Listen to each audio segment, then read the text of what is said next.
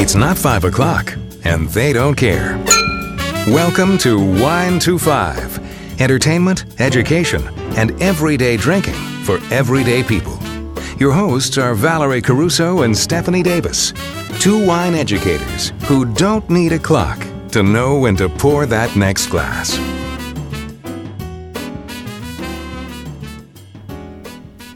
Happy October and welcome to our fall flavor festivities. Yes, everybody, welcome. And as this airs, I can tell you that I'm actually on my way to Norfolk for my buddy Dave's retirement from the Navy. Shout out to you, Dave, and I'm looking forward to celebrating. Meanwhile, I'm Val, and here with me is Steph, and we have fall fever. So what's today's remedy, lady? What do you have? Fall fever. Oh no, we need a prescription for that, I think. Hey, well, you're a pharmacist, so there you go. Hey, there you go. Actually, I have... Oh, hate to tell you guys, I don't have it anymore in my glass. It's empty. We've been pre-gaming for like an hour. Okay. All I have left is the orange twist. That's kind of like a big S. Like it's a, look at this. Oh, I think I just spilled what was left of Satan's whiskers onto my, table. Anyway, so Satan's whiskers is a cool, sounds kind of scary. It's perfect for October and Halloween time. That's why I picked it. It's out of the Bitters book by Brad Thomas Parsons. And even though there's, maybe a few too many ingredients sometimes when these complicated drinks, it is easy to make. It's a half ounce of gin, half ounce of sweet vermouth, half ounce of dry vermouth. See what I'm saying? How it's easy? Half. Yep. Another half ounce of freshly squeezed orange juice, and then a quarter of an ounce of Grand Marnier and 3 dashes of orange bitters with the orange twist, of course, at the end. And you just shake it, and put it into your chilled martini glass, also known as a cocktail glass. I thought it was a good way to use sweet vermouth and dry vermouth together. A lot of people don't know that those make great cocktails in of themselves together, actually. Oh, yeah. And I go a little bit light on the Grand Marnier. I mean, I could tell that if you're a little bit loosey-goosey with it, it's maybe a little bit too much. So I go light on the Grand Marnier. But I made this the other night for Justin and I, and we both thought this was podcast worthy. Oh, and you know that book. Oh, I know. I've made so many of those cocktails in that bitters book. And I know we're talking about bitters again because it's bitter like my soul. But we do love the cocktails in there. And he definitely knows what he's doing when it comes to cocktails. But I've made that one before. I love it. Yeah. Oh, good. Yeah. Right. It's very festive for this time of year, I think. But you've got something very festive too. What have you got? I do. And I wonder, listeners, it's like this is probably the third week in the row I've come on the show and go, oh, yeah, I'm drinking something I've had before. And you might think I'm not very, very exploratory in my cocktail choices, but this is kind of my fall go-to favorite. I do mix up the ingredients every once in a while. So this one's a little bit different. I did order some of that organic spiced apple cider from the Door-to-Door Organics. Oh, yeah. And yeah, so I warmed up 4 ounces of that. And I let it cool just a little because I don't have any Irish coffee glasses and I wanted it in my little rocks glass here. So yeah, don't put a hot beverage into a regular glass. Either put it in a nice mug, like a teacup or a coffee mug, or get yourself some glassware that's meant for hot beverages. So I let it cool just a little before I added 1.5 ounces of bourbon. And I use either Buffalo Trace, Eagle Rare. That's kind of my go-to cocktail bourbon, or Maker's Mark, which is what we have in the house because I drank all the Buffalo Trace. And I have some really good, it's a 1/2 ounce of maple syrup. I have good maple syrup. It is bourbon barrel aged maple syrup that we picked up, I believe, from Trader Joe's. 1/2 ounce of fresh squeezed lemon juice. And I have a fresh rosemary sprig for garnish in there. Also, there is a round of candied orange slice from Trader Joe's also. And I know a lot of cocktail or mixologists out there call that hold the garbage. Don't put all that fruit and junk in your drink. But if it's a fall, cozy, warm thing, I kind of like that aromatics. And that's pretty much why it's in there. So something that you smell and then you taste and then you've got your hands wrapped around something warm. It's really nice. And I think that's a good lead in for our discussion about fall. Steph, what do you think? Well, yeah. We've been talking about fall, I think, for a couple of weeks already, you and I, because we're just so excited about it. I've been talking about it since March because I have no use for 100-degree weather. I have no use for spring at all. One minute it's spring and next minute your pansies are getting iced over by a May snow here in Colorado. So I have no use for spring. I am all about fall. And it's no secret, you guys have heard me, I celebrate the seasons more so than the holidays. You know, I don't celebrate like Christmas, except people around me like make me, but prefer to celebrate winter and the pine trees and the pine cones and the smells and the seasons and the more so than the day on a calendar. But Steph and I both love this time of year. And we talked about this a little bit because growing up, we felt autumn was more of a season of renewals, more so than spring, even though that's when the trees are buddies and the flowers are trying to bloom before the snow wipes them out. But in the fall, we go back to school. We get new sweaters. We get new books and pencils and prepare ourselves for learning new things and making new friends and growing in so many ways. Yeah. And I think anybody listening to this can't say, oh, yeah, I went to school and, you know, pick a grade and didn't learn anything new. Right? Yeah. Or didn't change in some way. So I think that's, you know, and I know some people go to school all year round, so I get that too, depending on where you live. But when we were growing up, that wasn't so much of a common thing, or at least when I was growing up, because I'm like old and went to school in the 70s. So Yeah. we have to thank you for, we have to thank you for indulging us this opportunity to share a warm mug of boozy aromatic comfort with you as we get our fall on up here. And we're going to wrap food, wine, booze, cocktails, soothing toddies, and soul-stirring dishes to usher in the colorful, cozy goodness that autumn inspires. So at this time, we'd like to invite you to go fix your drink, hit pause, and then hit play again when you're ready. And welcome back. Steph? I didn't go anywhere. I'm still here in my little furry sweater because that's what I like to do. I like to turn on my fireplace and put on fake fur in the fall. I know, if you guys can't see, well, you can't see her, but she looks like she's wearing a chinchilla, and I love this sweater. It is so classy, and I love that it's fake fur. But we've already shared our beverages, and, you know, one thing that we do know about Steph is she likes to cook. We both like to get all up in our kitchen in the fall, but she does it really, really well, and so she's going to talk about some fall flavors today. So we're going to call this segment, Smell What the Wine Heroine is Cooking. Can you break it down for us, Steph? I love it. Well, I do. I think about food all the time, nonstop. I'm always planning what I'm going to cook, or it's really how I use my creativity. And that's, you know, maybe obvious to y'all when you're like, well, yeah, she's making cocktails here and there almost all the time. But it's true. I love to be in my kitchen. And one of the things that I don't use often enough, and so maybe this is where you guys can all help me out, is I have this is more of a confession. I have 3 crock pots and I know, it's like, what? How is that possible? I think it was, you know, maybe too many people regifting crock pots when I got married or something, but I have 3 crock pots and I don't use them very often. So I need help with some more crock pot recipes, slow cooker recipes. But I found one in the JJ Virgin Diet cookbook, actually, that I haven't made, and I need to just get over it and make it, is the slow cooker coq au vin. I have never made coq au vin, and it has wine in it, and it's like, why am I not doing this? Val, have you made coq au vin before? I have, but in a pot. And was it successful? Oh, yeah. Yeah, it's really easy. It's chicken and wine in a pot. Yeah, see? Why am I not doing it? I think I'm intimidated for some unnecessary reason. I don't know. I think the three. I'm still stuck on the three cock pots.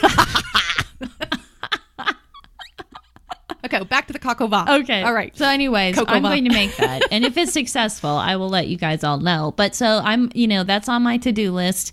But I also found a list of some really drool-worthy autumn recipes from Janet Fletcher. And if you remember, she was the cheese goddess in episode 127.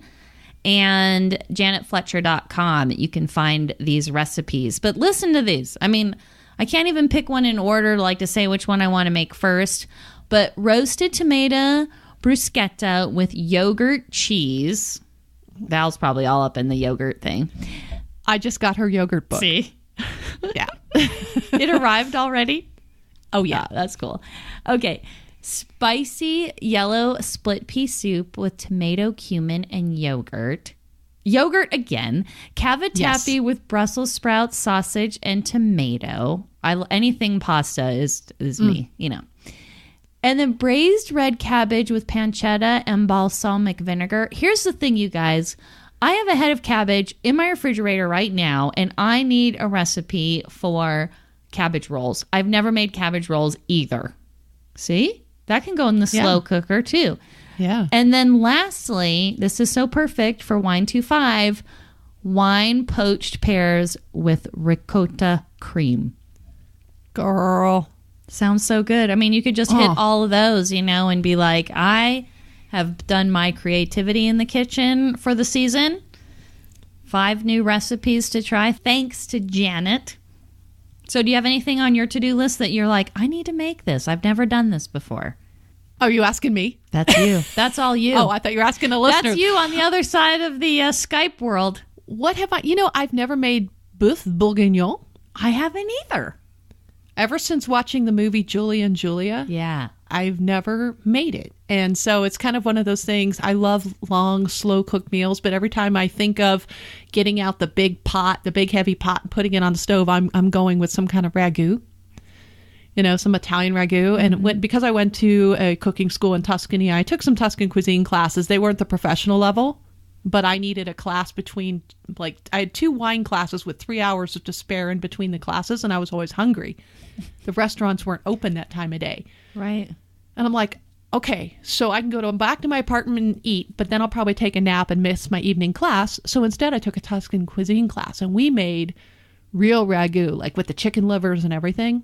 Whoa. And I'm drooling just thinking about it. So when I think of something on the pot all day, when I think of something on the stove all day, I think of Italian. And I don't know why I keep going there, because I don't know, maybe I'm Italian, but I would like to make a coq au vin. And if I could find a really good crock pot recipe, then I would probably like to just put that sucker in the pot, turn it on, and get on with my day. Or beef bourguignon. Yeah. What did I say? Coq au vin. Oh, that too. Yeah. Yeah. I love it. Well, you remember, because this is the time of year that everybody's drinking like pumpkin lattes, and I bought some pumpkin biscotti. Oh, from Trader Joe's. At Trader Joe's. It's pumpkin everything up in that joint. Oh my God. It's hard. It's really hard to go in there. And I told myself I wasn't going to buy any pumpkin stuff. And I came out with the pumpkin biscotti. Yeah, I need more discipline. But it's really good with tea. But it would really be good with like a hot drink like you've got. These warm beverages, hot toddies, things like that, you know, and having a, you know, and some of those little biscottis, I mean, depending on which one you've got, can be less than 100 calories. I mean, it can be, you know, something that's just a nice treat. They have the nice aromatics. Even the biscotti is like really spicy and yummy. Mm-hmm. It's good in chai. Yeah, that would be good. I like those in chai. I like them in just plain black coffee. They're fine in plain black coffee. But I think a couple years ago, you mentioned the Trader Joe's, because we're just so happy we have one here in Colorado Springs. We've only had one a couple years. And 2 years ago, I think it was, I went in there and it was like pumpkin palooza. I mean, there was like pumpkin nacho chips and pumpkin salsa and pumpkin butter, like pumpkin cookie butter. And I bought all this stuff, and most of it I didn't like, I have to say. As much as I'm a pumpkin girl and I love me some Trader Joe's, I get their pumpkin butter every year.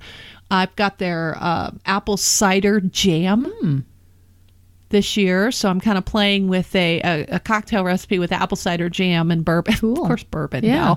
Yeah, so we do like a lot of the pumpkin things, and I love it. It's really the spice, because, I mean, you know, pumpkin by itself doesn't have a whole lot of flavor. Right. But you got to add all that cinnamon and nutmeg and allspice and all them wonderful things. Yeah, it's one of those things where it's like the pumpkin is almost out of control, OTC. Yeah. The pumpkin spice. But I understand getting that one pumpkin spice latte a year where I used to crave it, but now they're too sweet for me. I don't get pumpkin lattes anymore. They are too sweet for me. Yeah. So now we have pumpkin booze. Pumpkin booze. And let's have a flashback to 2015. Uh-oh. Here we go. When I went to South Dakota, and bought for the first time ever pumpkin wine. And it's 75% pumpkin and 25% cranberry. And Val got a bottle and Steph got a bottle. And we sort of accidentally forgot about these bottles for 2 years. And now here's mine in all its glory. I'm going to open it up and see. Now I had it in the fridge just now to chill it down, but it's a screw top, and I'm going to give this a little try. Val kind of went in the opposite direction with her wine, her bottle, and decided to put it, warm it up and see if it was going to be like a hot wine, which is a thing, hot wine. I saw it when I was in the Czech Republic. There were signs that said hot wine because it was cold. Oh, it's a big thing in Europe. In Italy, they call it vin brûlé. Oh. And you'll find it in one of my, vin brûlée. Shout out to Robbie, if you're listening. She owned a little tiny place just off of Piazza del Duomo, and they would serve vin brûlée, and I would go in there and have it. And in Germany, they call it Glühwein. Yeah. And I just watched Steph's face as she took her sip of pumpkin bog. I'm sorry, this wine is too old. It is too old. That's right. I can see where it was probably, and we're not bagging on the winery at all. Not all wine's meant to age. Let's just say that. And this one in particular. Yeah. Most fruit wine, I would say, is not age-worthy. Yeah, because you want your fruit wines to have that real freshness, that kind of like you feel like you're in the garden or you're in the berry patch or whatever it's made out of. If it's made out of, cherries, is it a cherry wine or, some kind of plum wine or something else? So it should really have that taste of that natural fruit. Mm-hmm. Or in this case, pumpkin and cranberry, and that has really diminished, and so you don't really get any of that. This unfortunately is too old, in which case it's even too old to really make a mulled wine or a hot wine with it, because you still need to have that backbone of fruit. So yeah, too bad, but it is too bad. It is too bad, but that's what the bottle says too. The bottle says serve it with mulling spices. So heat it up, put some allspice, cloves, star anise, things like that, orange slices in it. I did dump the rest of my cocktail into it, thinking that would help it. Oh, maybe just putting some whiskey in it would be good. Actually, because that sugar-soaked dried orange peel and the rosemary, the apple cider spices, a little bit of vodka and maple syrup, it actually is a little more drinkable that way. But I'm sorry, listeners, if you've just lost respect for me right now. But I did just pour the rest of my bourbon cocktail into the pumpkin bog wine into my tea mug. So should we move on? Yes, let's move on, because I want to talk about some cool cocktail recipes that are so in line with the seasonal festivities that we're in right now. And Hangar One Vodka, which I mentioned, I think a couple episodes ago, had a really cool Pinterest page. And I don't spend a lot of time on Pinterest, and I don't mention it very often, but they had a really neat seasonal cocktails page, and I started just kind of getting sucked in, really. And the one that actually the two cocktail recipes that looked outstanding were the pink peppercorn hot cocoa. Yes, please. Yeah. With pink peppercorn vodka. So, and you make hot cocoa from scratch, which is really cool. And then the grilled fig cocktail. Oh. That sounded really good too. I love figs. I'm a huge fan of figs. And we had some giant figs that looked like 5 times the normal size. They were giant figs when we were in the Czech Republic, actually. So weird. So definitely we have the links to those. So if you're looking for something new when you have your guests over, or you're entertaining, or you're having a Halloween party, here's a few different ideas with what's in our glasses, and also some Pinterest, pictures. So you can look at the cocktails and see what, maybe I want to shop with my eyes. There are some incredible cocktail presentations in the Town and Country. Ooh, also. Really? And I don't read the magazine, but I saw an article on fall cocktails. In fact, there's kind of a similar Kentucky mulled cider recipe where they're using Maker's Mark, apple cider, allspice, cinnamon stick, and lemon slice. Did I say lemon stick? I would use a lemon stick if I had one. I would too. Apple cider mimosas, but the one that got my attention is, and they're doing this one chilled, it's a Time Will Tell. And we have a garden full of fresh thyme and fresh herbs. This one, yeah, it grows like a weed. It comes back every year. It's fabulous. We got 2 different kinds of thyme back there. So you take and muddle the thyme, and then you put in the bourbon, a little bit of that maple syrup, a little bit of lemon juice, just kind of like what's in my cocktail here, and then serve it over ice. And I like the idea of herbs and a savory note to a cocktail, so it's not overly sticky. Yes. But they also have an article that came out about a month ago, 22 winter cocktails to help you survive the cold. Now, I know we're in autumn, but the way I see it, these cocktails translate into autumn. And one of them is bourbon-based. Winter spice simple syrup, orange bitters, bourbon. I think anything with bourbon can transfer from winter into fall quite easily. Mulled Malbec, girl. What? Where's that? That is so perfect for Wine 25. Yeah, Town and Country. There are some that go into the peppermint patty thing for the Christmas, but there are some really fun. And the photography is stunning. They've got something called a black velvet. It's half a flute of champagne, half a flute of Guinness Extra Stout. Whoa. I have no idea what they call it, a black velvet. So I wouldn't probably use champagne for that. I'd probably use something a little less expensive. Honey buttered rum. Come on. Anyway, so that kind of gives you an idea of the way you can shake up, pun intended, your season with all these amazing flavors and carry them right into fall. And, just drink something different. Says the girl who's still drinking a bourbon cocktail that she drank last year. Oh, okay. Let's move on from the boozy fascination to our factoid about wine. Yes. Okay. Have you ever heard of a field blend? Well, it's time to tell you about what is a field blend. So just to get the cork dork satisfied in you, a field blend is when different grape varieties are planted in the same vineyard, harvested together, and then vinified together. So this used to be like a common way of doing things. And they would grow vines, sort of randomly, and then subsequently make a wine from all these different kinds of grapes. It was sort of up to nature, right? Because they weren't picking all of the grapes necessarily when they were at their perfect ripeness. You can see why they're not really doing much of this today in winemaking because it's not really well controlled. But it's kind of a cool way to think of how the blending is done in the vineyard instead of the winery, right? And nature has a lot more to do with it.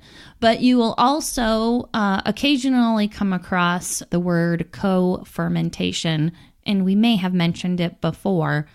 But what's different about that is when, the winemaker is fermenting different grape varieties together, but those grapes were grown separately. They're just now in the winery being blended together, but more importantly, fermenting together. So those are just 2 different terms. And you don't usually see field blend on a label, front label or back label. They don't necessarily tell you when you're drinking a field blend. So it's more of a geeky thing where you'd have to kind of chat to your wine purveyor, or a somm and ask if they have one or, dig a little bit deeper. But I did find there's a cool article that I have a link to on eater.com, and they listed a few different ones, and I kind of singled out 3 of them here. One is Stag's Leap, and that wine actually has a really interesting name. It's a Petite Syrah, but the way that you pronounce this Latin word is Nicedamales. And it translates to don't give in to misfortune. So that's kind of a cool blend. And the Ravenswood Winery that a lot of people are familiar with also have a field blend, the Old Hill Zinfandel. And then a Portuguese field blend from Wine and Soul called Pintas Character Vino Tinto. So we do have the links, and you can geek out a little bit more if you want to check those wines out and say that you've had a field blend before. And what came to my mind when you came up with this factoid is that there's actually an appellation in Austria that is required to be field blends. That's cool. Yeah, it's one of the DACs, and there are 9. And it's the Districtus Austriae Controllatus. That's what the DAC stands for. I don't think there has been one since 2015. I think that's the newest one. That is required to be a field blend. That's interesting because there are red grapes, there are white grapes, Gruner, of course, Riesling. But to be considered for that label, and this is as of the 2013 vintage, there has to be at least 3 varieties in the field planted in the vineyard to be considered Gemischtersatz. Gemischtersatz. Wiener Gemischtersatz is how do you say that? So they've got to have at least 3 white varieties. They have to harvest them together and then press them all at the same time. Yeah. As you know, that's kind of unusual. And they can't have more than 50% of any one grape in the blend. And the third largest portion can't be less than 10%. That's so cool. I didn't even know that. That's so cool. And you know what I think is neat is like some people are probably going, well, why did Steph say like the Stag's Leap, if it's a Petite Syrah, how can it be a field blend? And you know, that's because it has to only be 75% Petite Syrah, and the rest of it can be other grape varieties. And so in this particular wine that I'm mentioning, there's 17 other grape varieties, 6 of which are white, are in this blend. So, you know, that's why it can be labeled as such. But I think it's super cool. I mean, people don't talk about this very much, and rightfully so, because it's not on the label. So it's really hard to get the information unless you really care. And not just that. I mean, think about it. Each grape needs different conditions to grow. Sometimes it doesn't make sense to harvest them all at once. You got to harvest them together. What if you've got a variety that's not quite ripe yet? How is that changing the wine and all, you know, and especially if you want to make the same wine year after year, that makes it difficult too. But it is more of a historic thing. You know, it's something that, you know, the heritage of wine, you know, because nobody's really doing it now. So some people are doing it because, you know, they want to keep a tradition going. Right. Or to have something that's really special, and even maybe something to challenge the wine. Maybe the winemaker themselves wants to challenge themselves. Right. There's one other thing about this that I will add is that you cannot buy these wines before March 1st of the year after harvest. So there are rules as to when these Gemischtersatz wines can be released as well. So I thought that was kind of neat. So when you see that Wiener Gemischtersatz on the label, it's a field blend. Yeah. Steph? I like it. Yeah. Well, let's move on to Wino Radar. I have been wanting to mention this book I'm reading called The Emperor of Wine, The Rise of Robert M. Parker Jr. and the Reign of American Taste. And this is written by author Ellen McCoy. And we've mentioned her before on the show. I have to tell a story about how I got this book because I am not a huge fan of Mr. Parker. And maybe you knew or maybe you didn't know, but I definitely am not into the point system, anybody's point system. But I didn't really know that much about Robert Parker, and nor was I necessarily interested. But one of my friends moved to Australia and was one of my wine buddies, and he was selling off all of his stuff. I mean, he was just, you know, hey, I got to get rid of my stuff. And, you know, it was either going on Craigslist or eBay or yard sale. And he came over with a box of wine books and was like, these are all going to go to the library unless you want any of them. So if you want to just take the whole box and help me out, pick the ones you want, and then you can take it to the library or you can donate the book. So anyhow, for some reason, I decided to keep this book, and it's been sitting in my closet for like 2 years now. I'm so glad that I'm reading it, actually. It's a well-written book. I really like Ellen McCoy's writing, but I think what I like the most about it is that I'm starting to understand the real human being, Robert Parker, and maybe even found a few things in common with him, which is so weird. But, you know, he was a lawyer, and he decided to give up his career for wine. And he also was bitten by the wine bug when he was in his first trip to France, and really changed his life forever. And so the book goes on to really explain kind of the wine history in the U.S. and beyond during the 80s and early 2000s that I maybe just didn't know that much about, and explaining kind of his wine point system, not justifying, but just saying how Americans really understood that, because when you go to school, you really understand, did you get 98% and an A, on your paper? And the grading system was so similar to as something everybody else really understood that they stopped caring less about his critique and the written description of the wines, and they started to care more about the point system. And even Mr. Parker was trying to get all of the liquor store owners and retailers to print his written critiques, and they wouldn't. I mean, he wanted the writing to be presented to the consumer, not just the points. And so anyways, I'm only halfway through the book, but I did want to recommend it because I'm enjoying it. So if anybody has any opinions or thoughts about that book, I'd love to interact with you on Facebook or leave us a SpeakPipe message or whatever. Okay. What do you think? What do you think, Val? What do you think about all that? Well, I read a book by Alice Faring where she actually called Mr. Parker and had a conversation with him, because there was one appellation in France, or one particular grape, that he was never very kind to. And I can't remember if it was Burgundy or if it was Cab Franc in the Loire. I cannot remember. But she kind of had out with him. But we do give him credit for kind of putting the Bulgari appellation in, as far as Super Tuscans go, the Sassicaia category of wine, because a lot of winemakers were making some great wine in Tuscany, but they weren't allowed to put the DOCG, the highest appellation category of label, on there because they weren't following the production rules. He's given a lot of credit for putting the Bulgari, the Sassicaia, the Tignanello, all the Ias, the Ornellaia, Solaya, all those things that we love so much about Super Tuscans. But he's actually coined the term Super Tuscan, if I'm not mistaken.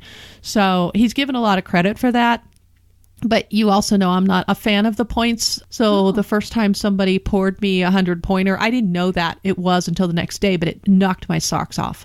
Yeah. And it was a Schaefer Hillside Select Cabernet, and I will never forget that. I mean, we'd had 9 bottles that night. So this thing, to go through, and starting with a 64 Margaux, right, and ending with this, what is it, a 2000 or whatever year that was, that Hillside Select, knocked my socks off. The guy was like, oh yeah, that was a Parker 100-pointer, but I didn't want to say anything.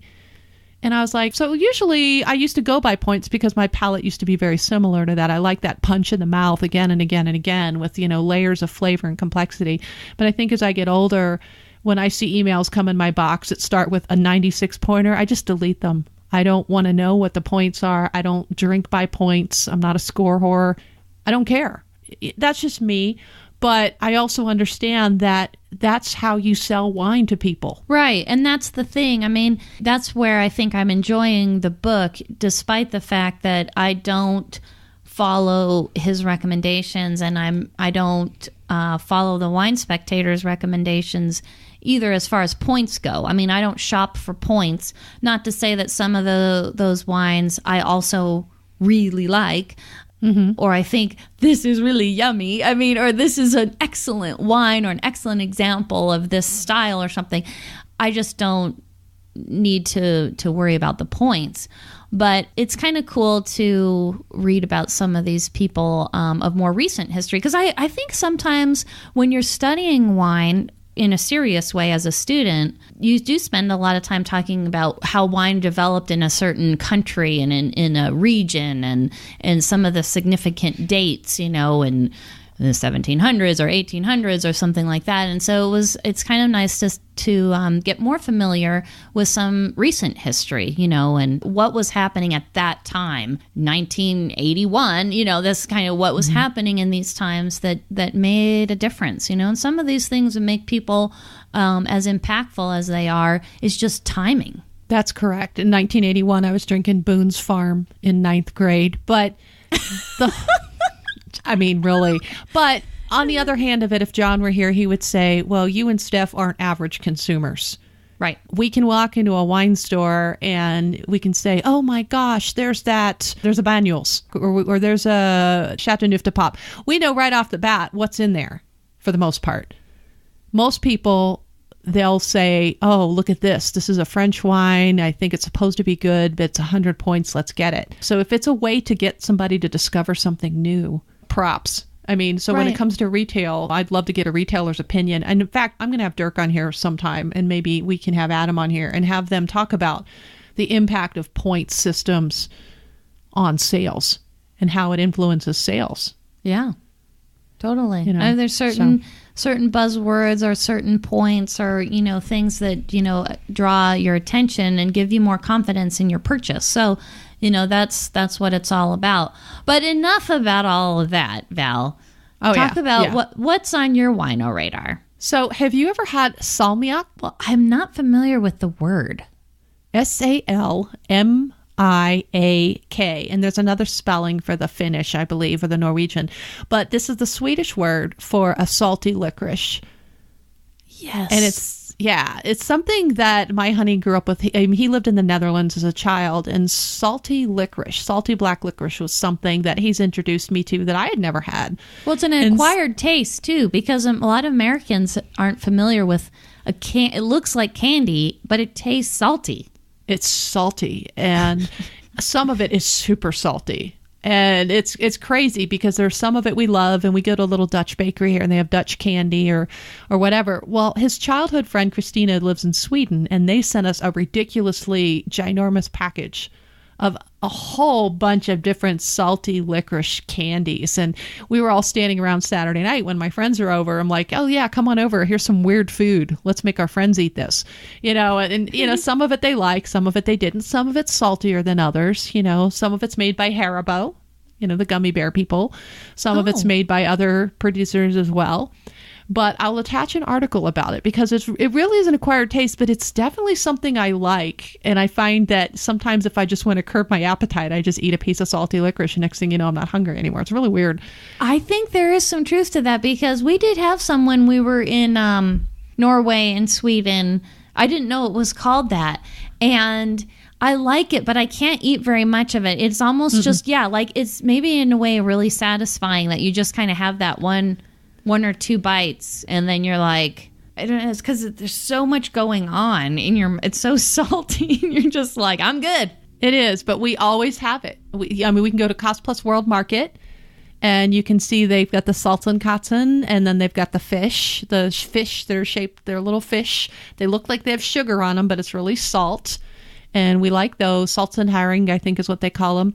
But we'll attach an article a little bit more about the salty candy, and you'll see the pictures and whatever. And I'll put a picture of our giant candy bowl. I suggested we gave them out for Halloween, and everybody looked at me like I was the most horrible person on the planet. Yeah, that's evil. But I know, right? But there is a vodka-infused grown-up version of salmiak, and we'll link that up. It's like vodka that they take Turkish pepper, and then there's this Swedish salty licorice, and I think they infuse it in this vodka, and they sell this stuff. Wait, so it's not vodka infused, it's like licorice infused vodka? Yes, it is called... I couldn't tell if you were saying like the candy has vodka in it or if it's vodka that has the liquor. Oh, okay. Yeah. This stuff, it's called salmiakki. Salmiakki. And some people who've tried to make it at home call it salmiakki. But it's, yeah. But this is called salmiakki, and it's vodka, and it's infused with this Turkish pepper and this licorice. And they've created some cocktails. So there's some cocktail recipes on here, and I'll go ahead and link that up to you guys if you want to drink something really strange for the hashtag W25 challenge. But I'm kind of inclined to either find this or maybe just try to make it with some of this crazy stuff that we have. You should make it and tell us about it on the show. I really should. So I'll look for a decent recipe because I can't find that Turkish pepper anywhere. But I thought that would be kind of an interesting thing to have on the Wine Award. So thank you, Christina, for sending that. That was really sweet of you. We're really enjoying it. Our friends, they're kind of scared to come over now, but that's okay. We're all about trying new things in this house. So I love it. Thank you again. What about shout outs, Steph? Oh, I have 3 quick shout outs. First, Adam at Supermarket Liquors, thank you for helping me select the wines for the class I'm teaching on Saturday. He made it painless. To my neighbor, Herb, thank you so much. He found a cool wine deal on wineexpress.com and gave me a call and said, hey, do you want to split this case? So we've got a Crow Hermitage case that we split, and which I think is a perfect fall wine, right? Hey, how many points was it? Yeah, right? If I even know. Yeah. And lastly, I was just at the newly remodeled Chimney Park restaurant in Windsor, and Brent is the new bartender there. And not only is he an excellent, serious cocktail maker, he knows what he's doing. He had some cool stuff. Can't wait to go back. But he's also a new podcast listener. So yay, shout out Brent. Yeah, shout out to Brent. And I will be back to geek out with some more cocktails with you. Do you have some shout outs, Val? I have one to Gail, and she is from 3rd Street Apples in Penrose, Colorado. And every year she opens up her apple orchard and her pumpkin patches to the public, so you can go pick your own apples, pick your own pumpkins or whatever. So yesterday they didn't have any apples left to pick. In fact, last year they had an early frost and they didn't have any apples to pick. So we made it down there this year to get our pumpkins. We kind of had our little fall leaf peeping celebration yesterday, and he was off work and I was off social media, and it was a beautiful thing. And we went trundling down there to celebrate the season. We picked up some beautiful pumpkins for our front porch. It's always nice to buy them from a local farmer instead of the grocery store. That's really nice. Where is Penrose? It's about 40 minutes south of here, south of Colorado Springs. Okay. And it's actually a beautiful place because you get a really great view of the mountains, but there's a lot of pastoral farmland and all that as well. And all the orchards, there's quite a few orchards and apple places and pumpkin patches down there. It was really fun to go down there. And on the way out, I mean, she was just so nice. She gave us a big bag of apples. So shout out to Gail. She's so sweet. Gave us a hug on the way out. Just absolutely love her and love going down there and getting our own pumpkins. You take a little wagon and you just kind of stroll through the pumpkin patch. I have a picture from last year. I'll go ahead and put it in the blog. I'm sitting on a tractor looking real rural, and that sounds like such a happy experience. It really is, but that's part of the experience, you know, pulling your little tractor through the mud and putting pumpkins in the back. We got one for John's mom, and it's just one of our favorite things. It's a silly thing, but doesn't have anything to do with alcohol, but it's a shout out to people that, you know, food and alcohol and food and booze and fall and those things that make us happy. So what else makes us happy, Steph? Our patrons. So thank you to our patrons who support us every month on our crowdfunding platform called Patreon, to our tenacious tasters, Jeff E.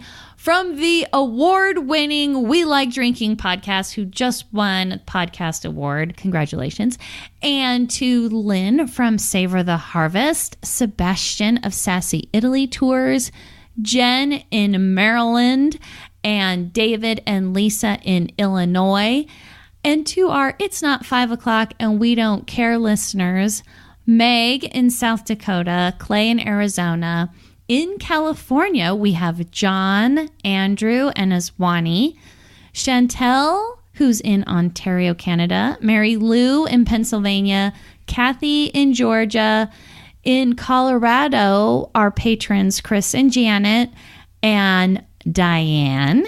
And also, we have a few in Illinois, Steve and Renee, and Kathy in Tennessee, and Ashley in North Carolina. And to our Tastemaker listeners, David in Scotland and Carol in Kentucky. And lastly, our Winetastic listener, Laura. So go to our Patreon page for details on how to be entered into our monthly drawing, exclusive content, and swag. Between episodes, you can find us on those social spaces at Wine to Five on Twitter and everywhere else. And you can join our private Facebook group called the Wine to Five Community, and these guys are just posting like crazy out there. And you can connect with me, Val, on Twitter. I'm at WineGalUnboxed and as Vina with Val on Facebook, Instagram, and every once in a while on Pinterest. And Steph, she's on Twitter too. She's at The Wine Heroine. She's also on Pinterest and Instagram, also as The Wine Harleton. Wine Heroine. No, what? I said harleton. I thought you said harlot. Okay. The Wine... The Wine Heroine. But until next week, everybody, happy fall and cheers. Thank you for listening to the Wine to Five podcast. Be sure to check us out at Facebook/WineTWO5 and tune in next week for more fun and useful sip tips.